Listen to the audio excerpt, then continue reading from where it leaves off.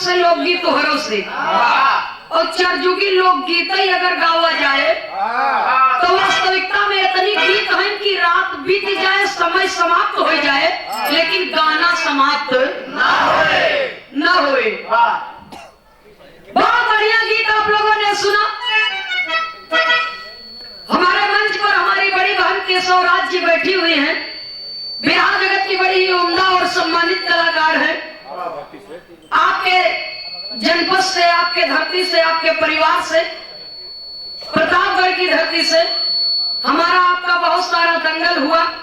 दिल्ली की धरती पर पहले आप रहती थी, वहां पर आपका मकान है, जमीन है और बड़ा ही सम्मान आपसे मिलता था उस जगह पर। और दिल्ली में हम लोगों ने बहुत सारा दंगल गाया, गीत गाया। 4-5 वर्ष वहां जगह पर हम गाए गीत और एक से बढ़ के एक कलाकार आपके धरती से वो रहत रहे दिल्ली में। और दीदी जी से भी हमारा गाना हुआ और आज काफी दिन के बाद आपका दर्शन हमें मिला, आपका आशीर्वाद मिला, हमें बहुत अच्छा लगा। एक बार जोरदार तालियों से आप लोग स्वागत कर देंगे।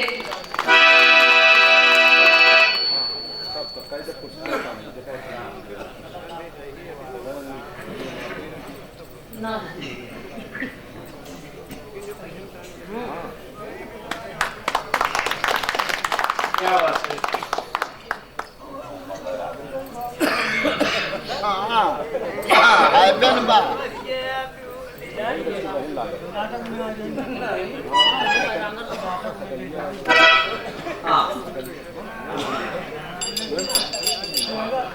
माननीय केशव राज दीदी जी की ओर से सुंदर पुष्पहार और बहुत सारा रुपया का पुरस्कार आपकी ओर से आया है। ये पुरस्कार की गिनती हमारे क्षमता से बाहर ना, ये आपकी ओर से हमारे लिए अनमोल आशीर्वाद है। बहुत बहुत आपके श्री चरणों में नमन है। मां सरस्वती जी की दया दृष्टि आपके ऊपर बनी रहे, स्वरकंठ पर विराजमान रहे, गायकी गंगा जमुना के स्वच्छ निर्मल पानी जैसे लहराती रहे, परिवार सुखी रहे, समाज में सम्मान बरकरार रहे। माननीय श्रीमान जी की ओर से बहुत सुंदर गीत आप लोगों ने सुना और समाज के लिए जानकारी में भी बहुत सारी बात आप लोगों ने सुना। एक कई चीज हट के खाली रहा कहें ना, 2 जने हमारे मंच से गिर चुके और 2 जने मन से धोए रहे, इतना नगद बात। एक बात जान ला, मेहरारू गिरबो न करे, जब गिर ही तो मन से धोए गिर।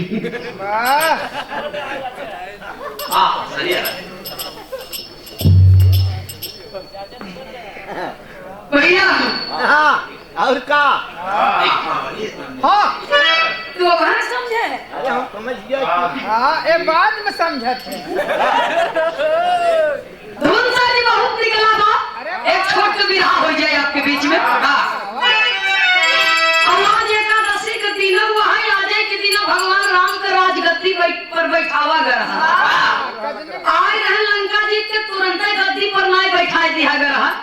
आजे के दिन उन्हें गद्दी पर बैठावा गया अयोध्या के, और आज के दिन ही तिलकोत्सव उनका किया गया था, राज तिलक। भैया हो तो मास्टर साहब को ने कहा गाना बजाई दो। कुछ हमारे भैया लोगन के फरमाइश बा, कमेटी के भी कहना बा कि नौकी गीत भी हो जाए पुरन की।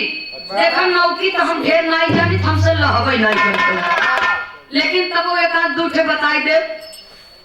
हमारे दोनों भैया वीडियो कैमरा वाले, कैमरा आप लोग करत हैं, रिकॉर्डिंग करत हैं, लेकिन आप लोग से हमारा हाथ जोड़ के एक निवेदन बा, और आप लोग अपने परिचय के हैं, अपन पहचान के हैं, एक वजह से बंद नहीं करवावत है हम। नहीं तो कितना कवि लिखा, कितना गौरिया गाँव है, कितना हम लोग कैमरा बंद करा दिया।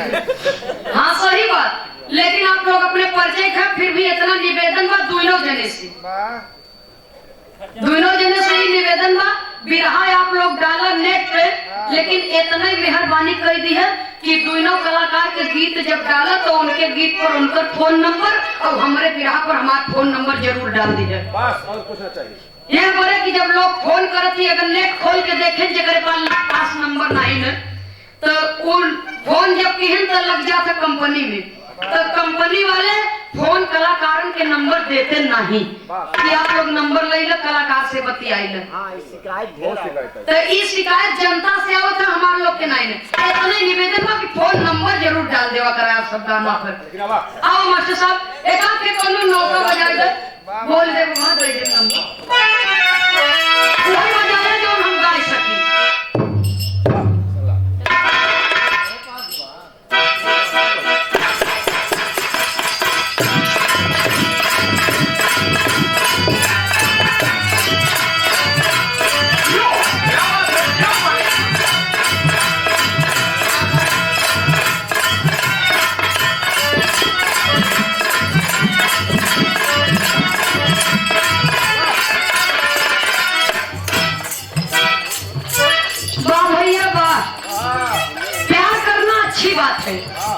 प्यार में सदुपयोग हो चाहे दुरुपयोग प्यार करे तो बढ़िया वाला भैया मिले भाई। ये नहीं से मिली है सवेरे दे देगी। लपके वाला प्यार न करे भैया भैया दूर जिला के कलाकारी है जगह पर आई है कि प्रेम और प्यार का ही नतीजा है। आप लोग बैठ के बिरहा सुनत है। आज के समय में क्यों केहू की बात सुने को तैयार नहीं, वो केहू पल्ले इतना टाइमो नहीं है, लेकिन ये प्रेम और प्यार का ही नतीजा है। बाबूजी आप लोग सम्मान दे रहे हैं कलाकारों को, पैसा देते हैं, सम्मानो देते हैं, मालो फूल देते हैं, इतना ऊंचा मंच भी दिए हैं और स्वयं जमीन पर बैठ के आप लोग गाना सुनते हैं। बड़ा आप सब हैं गवैया, बड़ा नहीं होते, लेकिन देखा ही एक प्यार का गीत बजावत है। प्यार में अपने प्रेमिका के याद में वो प्रेमी व्यापारी बन गया हुआ। तब करना भीख मांगे लगे वो व्यापारी बन गया, बम्बई के गली गली में घूमता है।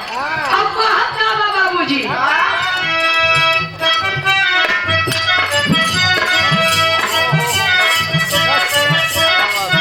आई बानी सहारा गलिया केले बारू हमर ललिया,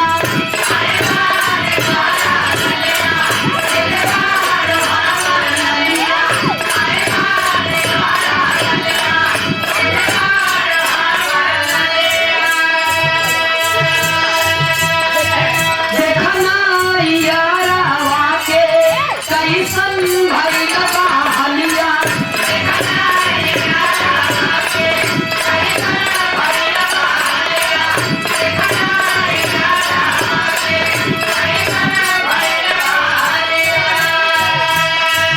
आई बानी सहारा गलिया केले बारू हमर ललिया, देखना यारा के कैसन भइल बा हलिया, मुश्किल भइल बा जीना जीना जीना मेरा पुरीना पुरीना ले ला पुरीना ले ला पुरीना। भैया हो अपने इलाहाबाद प्रतापगढ़ में अवधी भाषा बोली जाता, सुल्तानपुर फैजाबाद में, अरे वाह लेकिन बनारस चला जावा, चंदौली चला जावा, गाजीपुर बागी बलिया उलिया तो वहाँ भोजपुरी बोली जाती। किसी ने कहा कि नुनवा उज्जर होला लेकिन फिटकिरी ना होई, नुनवा उज्जर होला लेकिन फिटकिरी न होई। दुनिया में हर भाषा का सम्मान व कोनो भाषा भोजपुरी ना होई। भोजपुरी एक सम्मानित शब्द है बाबूजी, लेकिन एक गंदा कह दिए कुछ कलाकार। वो ऐसा गाना निकाल दिए कि कितना जल्दी वो हिट हो जाए। अरे वाह उनके गाना सुनाई मतलब खाली उनका नाम कितना जल्दी दुनिया में हो जाए। लेकिन सब चीज गंदा नहीं है, सब गाना। एक गाना भोजपुरी में निकला बाबूजी, वो गायिका गाई है, उस गायिका को हम हृदय से धन्यवाद देते हैं। और